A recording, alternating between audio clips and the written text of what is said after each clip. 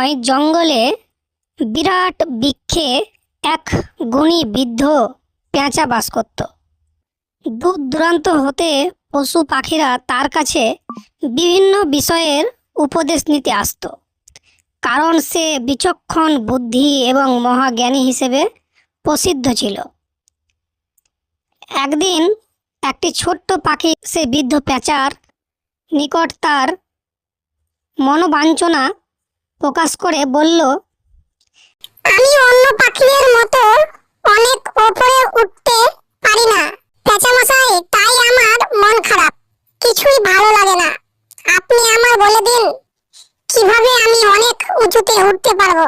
এসব শুনে বিচক্ষণ জ্ঞানী পেঁচা ছোট পাখি ছানাকে কাছে টেনে বললেন, তুমি আসল জিনিসটাই ভুলে যাচ্ছ বাছা। তুমি বাজ।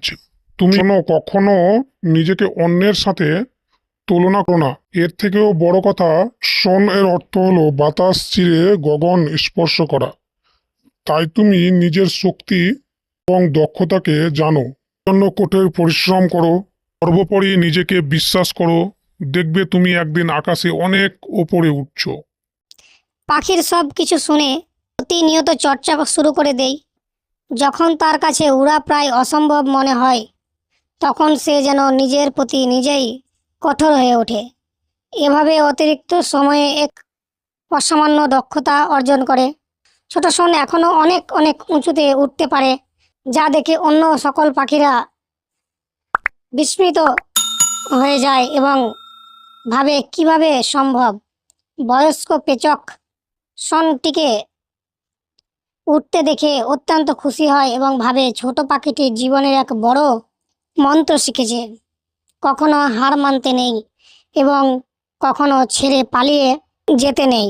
নীতিকথা মোটের ওপর কথা হলো এই যে, ব্যক্তি বিশেষে আমরা সামান্য অসামান্য সমান হতে চাইলে প্রয়োজন সত্যনিষ্ঠার সঙ্গে একান্ত প্রয়াস, কঠোর পরিশ্রম, মানসিক স্থিরতা এবং